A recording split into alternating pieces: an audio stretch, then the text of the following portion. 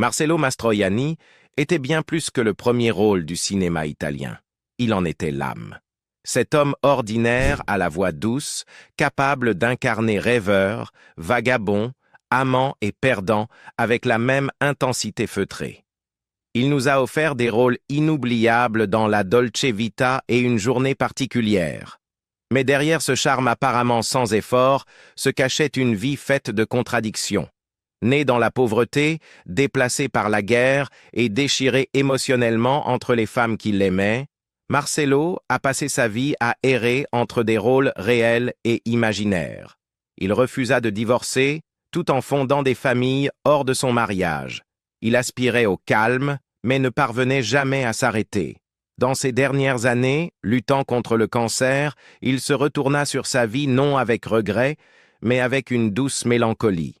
La sienne fut une existence pleine de beauté et d'ombre, et il est temps d'en raconter toute l'histoire. Une jeunesse ravagée par la guerre. La jeunesse de Marcello Mastroianni ne ressemble pas au prélude d'une célébrité annoncée, mais plutôt au combat silencieux et difficile d'un garçon grandi à l'ombre de la guerre, de la pauvreté et de l'exil, des années marquées davantage par le silence que par les applaudissements. Il naît en 1924 à Fontana Liri, un modeste village niché au pied des Apennins, dans le centre de l'Italie. Les registres officiels indiquent le 28 septembre comme date de naissance. Peut-être un premier signe que la vie à venir échapperait aux définitions précises. Son nom complet était Marcello Vincenzo Domenico Mastroianni, plus tard simplifié pour la célébrité, mais profondément enraciné dans une famille d'artisans. Son père, Ottorino, était technicien de laboratoire chimique dans une usine de poudre militaire locale, et sa mère, Ida Irol, avait autrefois travaillé à la Banca d'Italia. Ils n'étaient non pas des gens d'influence, mais de métier, descendants de menuisiers, de sculpteurs et de modestes ouvriers originaires de la région d'Arpino. Lorsque Marcello n'avait que 2 ans, la fragile stabilité familiale fut bouleversée. En 1926, le patriarche du clan, le grand-père Vincenzo, fut muté par le ministère de la guerre de Fontana Liri à l'arsenal de Turin. Un à un, les membres de la nombreuse famille le suivirent vers le nord. En 1930, Marcello, son jeune frère Ruggero et leur mère Ida rejoignirent Vincenzo à Turin, où Ottorino finit par les retrouver, bien que sa santé commençât déjà à décliner. Turin ne leur offrit aucun accueil chaleureux. Les Mastroianni se retrouvèrent dans une ville en pleine dépression économique, où le travail se faisait rare et les conditions de vie étaient rudes. La maladie d'Ottorino rendait la survie familiale précaire, et l'enfance de Marcello fut marquée par le sacrifice et l'insécurité. Les rêves, s'ils existaient, étaient des murmures chuchotés dans des oreillers glacés, la nuit. À mesure que la Grande Dépression étendait son emprise, le poids des responsabilités familiales s'alourdissait. En 1933, à la recherche de perspectives meilleures, la famille déménagea de nouveau, cette fois à Rome, dans le quartier du Tuscolano. C'était un quartier ouvrier où les rêves entraient souvent en conflit avec le loyer. Ottorino ouvrit un petit atelier de menuiserie avec le grand-père Vincenzo, tentant de retrouver la dignité du travail manuel qualifié. Le jeune Marcello, quant à lui, acheva ses études primaires au modeste Istituto a Dias, près de la Piazza Lodi, avant de s'inscrire dans une école professionnelle à l'Istituto Duca d'Aosta. C'est là, sans le savoir, que sa vie effleura l'industrie qui la définirait un jour. Le bâtiment partageait une aile avec le Centro Sperimentale di Cinematografia, la grande école de cinéma italienne. Mais le cinéma n'était pas son objectif. La survie l'était. Marcello se forma comme dessinateur en bâtiment, obtenant en 1943 un diplôme de perito édile, technicien géomètre, à l'Istituto Carlo Grella, aujourd'hui Galileo Galilei. Il accepta tous les emplois possibles. D'abord dessinateur pour la municipalité de Rome, puis à Florence, à l'Istituto Geografico Militare, où il fut engagé comme cartographe. Mais même ce travail sans prestige fut interrompu par la guerre. L'effondrement politique et militaire de l'Italie en septembre 1943 anéantit le peu de stabilité que Marcello avait construite. L'Institut géographique fut absorbé par l'organisation Todd, un groupe paramilitaire d'ingénierie contrôlé par les nazis. Marcello, à seulement 19 ans, fut déplacé à Dobbiaco, près de la frontière autrichienne, et confronté à la menace bien réelle d'une déportation vers le travail forcé en Allemagne. Il s'enfuit. Avec de faux papiers et l'aide du peintre Remo Brindisi, il gagna Venise, troquant l'architecture pour l'art au sens le plus littéral. Pour survivre, les deux hommes vendaient des croquis de monuments vénitiens aux touristes.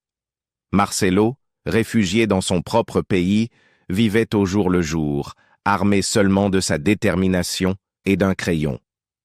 À la fin de la guerre, il revint à Rome, brisé, mais pas vaincu. La famille fut réunie, bien que la santé d'Ottorino se soit encore dégradée. Marcello trouva un emploi de comptable chez Eagle Lion Films, une petite société de distribution anglo-américaine. Le salaire permettait de vivre, mais ne parvenait pas à apaiser le feu silencieux en lui, celui qui avait vacillé dès l'enfance. Le désir de jouer, de se fondre dans d'autres vies, ne l'avait jamais quitté. Dès ses premières années, Marcello avait joué dans des pièces paroissiales et des productions amateurs, notamment à la paroisse des Saints Fabriano et Venanzio. À la fin des années 1930, grâce à des tickets repas fournis par un ami de la famille qui tenait un restaurant à Cinecittà, il commença à faire de la figuration au cinéma. On l'aperçut à peine dans Marionnette, La Corona di Ferro et Una Storia d'Amor. Mais ce n'était pas encore une carrière, c'était une échappatoire à la fin. Ce que Marcello recherchait réellement, c'était une porte d'entrée vers le théâtre. En 1943, il s'inscrivit à la faculté d'économie de l'Université de Rome, non pour obtenir un diplôme, mais pour accéder au Centro Universitario Teatral, où se retrouvaient les futurs dramaturges et acteurs romains. C'était sa seule voie vers une vraie scène. Mais même ce rêve modeste était sans cesse menacé, par la guerre, par la pauvreté, par l'incertitude de la vie dans l'Italie post-fasciste. Dans ce chaos, il s'accrocha au théâtre comme à une bouée de sauvetage. Le jour, il travaillait comme dessinateur. La nuit, il récitait Pirandello, O'Neill et Moravia sous les lumières vacillantes des petites salles romaines. Le Quirino, le Teatro dell'Arti, la Via Vanti Settembre. Une double vie fragile. La guerre avait tout emporté, son foyer, son avenir, sa tranquillité d'esprit. Il avait échappé à la conscription, vécu caché, vendu des dessins de rue pour quelques pièces. Le traumatisme de l'Italie en guerre laissa son empreinte non seulement sur son destin, mais aussi dans la douce tristesse qui entrait plus tard même ses rôles les plus charismatiques. Lorsqu'on lui demanda à la fin de sa vie quel métier il aurait choisi s'il n'avait pas été acteur, il répondit « Il m'arrive parfois de regretter de ne pas être devenu architecte. Qui sait si j'aurais été bon? Un architecte construit quelque chose de solide, quelque chose qui reste. Mais que reste-t-il de mon travail? » L'icône réticente qui redéfinit le cinéma européen. L'ascension de Marcello Mastroianni vers la célébrité internationale n'est pas seulement l'histoire d'un acteur talentueux, c'est le portrait de l'âge d'or du cinéma européen, vécu à travers le regard de l'un de ses visages les plus durables. Les petits rôles dans des films comme Marionnette et Tosca lui ont permis de s'approcher de l'industrie. Mais c'est sur scène, sous le regard exigeant de Luchino Visconti, qu'il a véritablement trouvé ses appuis. Le tournant survient en 1948 avec I Miserabili, l'adaptation du roman de Victor Hugo par Riccardo Freda.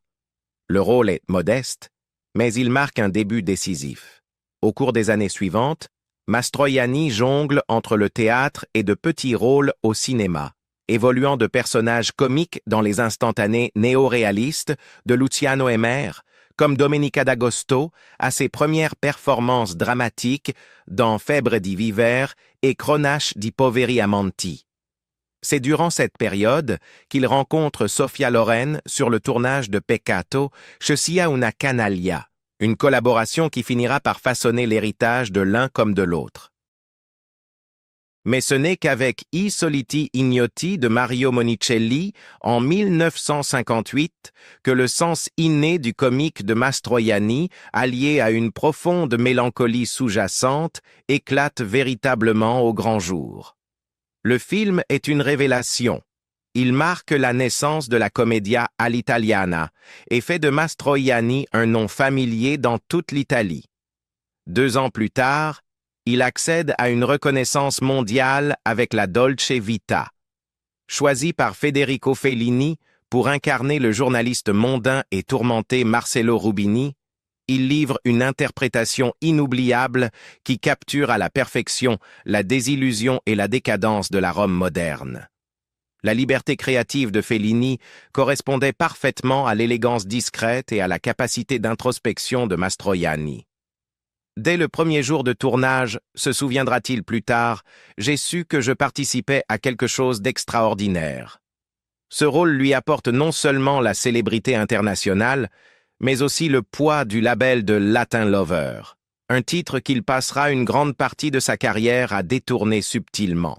Il le fait presque immédiatement en incarnant un aristocrate impuissant dans Il Bel Antonio, un choix audacieux au sommet de son image de séducteur. Puis vient Divorzio all'italiana, une satire noire des crimes d'honneur dans une société où le divorce était encore illégal. Pour son rôle du baron machiavélique Cefalù, il reçoit un BAFTA, un Golden Globe et sa première nomination à l'Oscar du meilleur acteur. Tout au long des années 1960, il collabore avec les plus grands réalisateurs italiens de son époque, Germi, Antonioni, Monicelli, De Sica, Risi, et joue aux côtés de légendes telles que Jeanne Moreau, Claudia Cardinal et, bien sûr, Sophia Loren. Son alchimie avec Loren est inégalée, donnant lieu à 11 films ensemble, dont Matrimonio all'italiana et Una giornata particolare. À chaque œuvre, ils explorent la tension entre passion et désillusion, entre rire et tragédie. Sa collaboration avec Fellini se poursuit avec 8,5, chef-d'œuvre surréaliste reflétant la propre crise créative du réalisateur qui fait de Mastroianni son alter ego. « Mastroianni, c'est moi », dira-t-il célèbrement. Ce film, fiévreux mélange de mémoire, d'imagination et de cinéma, consolide l'image de Marcello comme le premier rôle de l'homme qui pense. Il remporte un nouvel Oscar du meilleur film étranger et confirme sa place au sommet du cinéma mondial. Dans les décennies suivantes, Mastroianni refuse toute étiquette. Il embrasse le grotesque dans La Grande Abbuffata de Marco Ferreri, la mélancolie dans C'è ora ed Ettore Scola aux côtés de Massimo Troisi, et l'expérimental dans Il Passo Sospeso della Cicogna de Theo Angelopoulos. Il tourne en plusieurs langues, se double parfois lui-même en russe ou en français et ne cesse de réinventer son jeu. Il s'aventure également à la télévision, notamment dans Les Mains sales de Jean-Paul Sartre, et revient au théâtre à la fin de sa vie, jouant dans des adaptations de Tchekhov et dans la pièce poétique Le Ultime Lune, sa dernière performance scénique, livrée alors qu'il était déjà visiblement affaibli par le cancer. La dimension internationale de sa carrière est impressionnante. Il travaille avec Roman Polanski, Louis Malle, Nikita Mikhalkov, Giuseppe Tornatore, Robert Altman et partage même l'écran avec sa fille Chiara Mastroianni dans 3 vies et une seule mort, rôle qui lui vaut le Silver Wave Award au Festival de Fort Lauderdale. Son dernier film, Viaggio al Principio del Mondo, est achevé à titre posthume. Pourtant, dans sa philosophie personnelle, Mastroianni est resté humble. Il disait un jour « C'est un métier merveilleux. On est payé pour jouer. Tout le monde applaudit. Que demander de plus ?» Cette légèreté l'a accompagné jusqu'à son dernier projet.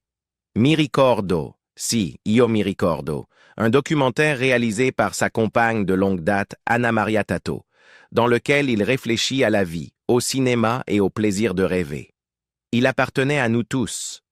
Marcello Mastroianni avait mené une vie aussi emmêlée et dramatique hors écran que les histoires qu'il incarnait à l'écran. Son premier attachement émotionnel profond, fut Silvana Mangano, une camarade d'études dans une école d'art dramatique à Rome. Ils partageaient les mêmes rêves, parfois même les mêmes rues. Mais lorsque sa carrière s'envola après Rizzo Amaro et son mariage avec le producteur Dino De Laurentiis, leur histoire se dissipa. Des années plus tard, Marcello se souviendrait d'elle comme de celle qui lui avait échappé. Silvana et moi étions faits l'un pour l'autre, mais je n'étais personne à l'époque. Elle s'est mariée par ambition. Aucun de nous ne s'en est jamais vraiment remis. Puis vint Flora Carabella. Ils se rencontrèrent sur scène pendant un tramway nommé Désir et se marièrent en 1950. Flora était élégante, intelligente et, selon tous les témoignages, profondément amoureuse. Leur fille Barbara naquit en 1951, mais au début des années 1960, des fissures apparurent, alimentées par les liaisons extraconjugales de Mastroianni et son besoin insatiable de nouveautés émotionnelles. Ils se séparèrent officieusement vers 1964, sans jamais divorcer. Pour Flora, le lien subsista malgré la trahison. « Je me suis mariée par passion », dira-t-elle plus tard, « mais je suis restée par affection, par tendresse. » Parmi ces liaisons, aucune ne fut plus douloureuse que celle avec Faye Dunaway. Ils se rencontrèrent en 1968 sur le tournage de A Place for Lovers. Pour Dunaway, il était l'homme de sa vie. Elle voulait le mariage, des enfants, la permanence. Lui ne pouvait pas le lui offrir. Prisonnier de la culpabilité catholique et de l'inertie, Mastroianni refusa de divorcer de Flora. Dunaway le quitta en 1970 après 2 années d'attente. Il confia à People en 1987. « C'était la femme que j'ai le plus aimée. Je regretterai toujours de l'avoir perdue. » Des décennies plus tard, Dunaway fit écho à ces mots, le qualifiant de « l'amour de ma vie ». Quelques mois seulement après ce chagrin, une autre femme entra dans son orbite, Catherine Deneuve. Leur première rencontre eut lieu lors d'un dîner organisé par Roman Polanski. Elle venait de rompre avec François Truffaut, tandis que Marcello souffrait encore de sa rupture avec Dunaway. Mais c'est sur le tournage émotionnellement chargé de Ça n'arrive qu'aux autres que leur liaison s'embrasa. Mastroianni avait 46 ans, Deneuve, 27. Leur relation fut un choc frontal entre élégance et intensité. Ensemble, ils tournèrent plusieurs films, dont La Cagna, récit sexuellement chargé de domination et de dépendance, et devinrent rapidement l'un des couples les plus glamour d'Europe. Lorsque Catherine tomba enceinte, leur romance secrète éclata au grand jour. En mai 1972, Chiara Mastroianni naquit. Marcello était fou de joie. « J'ai une fille !» criait-il, offrant du champagne à des inconnus dans les rues de Paris. Bien qu'il ait déjà Barbara, Chiara fut son miracle. Pourtant, il refusa toujours de divorcer de Flora. L'inertie qui avait détruit sa relation avec Dunaway vint hanter à nouveau son histoire avec Deneuve. Catherine, pourtant divorcée de David Bailey, se lassa de l'indécision de Marcello, de son refus de s'engager pleinement. Leur tempérament s'opposait aussi, sa discipline face à son indécision chronique. En 1975, ils se séparèrent. Le choix fut le sien. Mais Catherine ne quitta jamais vraiment sa vie. Elle resta son amie proche et se tint à ses côtés à sa mort. « Marcello a été le grand amour de ma vie », dira-t-elle plus tard, et il disait la même chose d'elle. Leur lien, complexe et inachevé, fut immortalisé non seulement dans leurs films, mais aussi à travers leur fille, actrice, comme ses 2 parents. Après Catherine, Mastroianni trouva une forme de stabilité auprès de la réalisatrice Anna Maria Tato. Elle était à l'opposé des femmes précédentes, distante, analytique, indifférente à sa célébrité. Il en fut immédiatement intrigué. Leur relation se construisit lentement, fondée sur le respect mutuel plutôt que sur l'obsession. Ils restèrent ensemble plus de 20 ans. Elle l'accompagna durant sa lutte contre le cancer et réalisa sa confession finale Mi ricordo si, io mi ricordo, un documentaire où il revenait, tantôt avec légèreté, tantôt avec douleur, sur une vie façonnée par le désir et le regret. Tato était présente à Paris le 19 décembre 1996, lorsqu'il s'éteignit. Mais Catherine l'était aussi. Et Chiara. 3 femmes, un homme, et la somme d'une vie à la fois riche et à vif. Son épouse Flora ne le quitta jamais émotionnellement. Elle ne se remaria pas, ne dit jamais un mot contre lui. « Je n'étais pas l'ennemi de ses amantes », disait-elle. « Il nous appartenait à toutes. » La vie amoureuse de Marcello Mastroianni ne fut pas une succession de conquêtes, mais une suite de manques, chaque femme révélant une facette différente de sa faim affective. Il avoua un jour « Je veux tout. Je ne peux pas m'arrêter à une seule passion, une seule femme, un seul rêve. Je sais que je ne suis pas mûr. J'ai l'impression d'être en retard sur tout. » Le rideau final. La mort de Marcello Mastroianni, comme une grande partie de sa vie, s'est déroulée avec une forme de grâce mélancolique, élégante, intime et tragique dans sa dévastation silencieuse. Dans ces dernières années, la grande icône du cinéma italien dut affronter son adversaire le plus redoutable. Un cancer du pancréas, un diagnostic qui, lentement et cruellement, vida de sa substance un homme dont l'âme avait animé des décennies d'histoire du cinéma. Malgré le déclin de sa santé, Mastroianni refusa de se rendre au silence. Alors même que la maladie progressait, il continua à travailler, déterminé à achever ce qui serait son dernier film, Viaggio all'inizio del mondo, réalisé par Manoel de Oliveira. Sur le plateau, amaigri et visiblement épuisé, il canalisa les dernières forces qu'il lui restaient dans un rôle qui, à bien des égards, faisait écho à son propre parcours, une exploration de la mémoire, de l'identité et des derniers jours d'une vie pleinement vécue. Mais ce film ne fut pas son seul adieu. Durant cette période, sous la direction de sa compagne de longue date Anna Maria Tato, Mastroianni enregistra un témoignage vidéo profondément personnel. Mi ricordo, si, io mi ricordo. Ce n'était pas simplement un documentaire, c'était son testament spirituel. Avec une honnêteté presque enfantine, il y évoquait la célébrité, le vieillissement, les femmes, les regrets et la joie. « J'ai tourné plus de 170 films, disait-il. C'est tout de même un beau parcours. Oui, j'ai vécu pleinement. Je peux être satisfait. J'insiste, j'ai eu de la chance. » Ce n'étaient pas les paroles d'un homme amer face à la vie, mais celles de quelqu'un pleinement conscient que le rideau final approchait. Sa dernière apparition théâtrale eut lieu dans la pièce en tournée Le Ultime Lune, un titre cruellement ironique au vu de son état. À ce stade, il était si affaibli physiquement qu'il nécessitait 3 perfusions quotidiennes et jouait souvent assis. La production dut annuler plusieurs représentations en raison de la dégradation de sa santé. À Naples, après s'être effondré en coulisses, Mastroianni demanda lui-même l'arrêt de la tournée. Ce fut sa dernière apparition sur scène. Peu après, il retourna dans son appartement parisien, la ville qui avait été témoin de tant de ses amours et de ses renaissances. Il n'en sortit plus jamais. Le 19 décembre 1996, Marcello Mastroianni s'éteignit dans cet appartement parisien à l'âge de 72 ans. À son chevet se trouvait sa plus jeune fille, Chiara, qui lui tint la main durant ses dernières heures. Catherine Deneuve, son ancienne compagne et la mère de Chiara, était également présente. Malgré les années qui les avaient séparés, elle était restée proche de lui et veilla jusqu'au bout.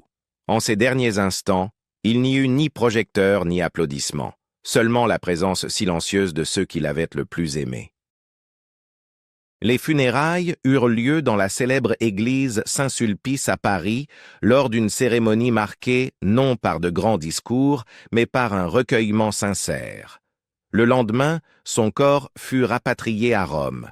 Sur la colline du Capitole, l'Italie lui rendit hommage, une exposition publique à la salle de la Protomothèque, suivie d'une cérémonie laïque sur la Piazza del Campidoglio. Artistes, responsables politiques, cinéastes et admirateurs se rassemblèrent non pour pleurer une star, mais pour dire adieu à un homme qui avait donné un visage à leurs joies, à leurs doutes et à leurs rêves. Il fut inhumé au cimetière du Verano à Rome, dans le caveau familial. Aucun monument ostentatoire ne fut érigé. Ce n'était pas son style. Ce qui demeure, c'est le souvenir, la voix inimitable, le sourire malicieux, le regard bienveillant chargé d'ironie et de nostalgie. Et les films, toujours les films. Ainsi s'achève l'histoire de Marcello Mastroianni, un homme qui a fait tomber le monde amoureux du cinéma italien et qui, même dans ses derniers jours, nous a offert une ultime performance empreinte d'honnêteté, de grâce et de douce tristesse. Quel rôle de Marcello vous a le plus marqué? Et comment vous souvenez-vous de lui? Séducteur charmant, artiste introspectif, ou les deux à la fois? Si cette histoire vous a touché, n'oubliez pas de liker, partager et vous abonner pour découvrir d'autres plongées au cœur de la vie des légendes les plus inoubliables du cinéma.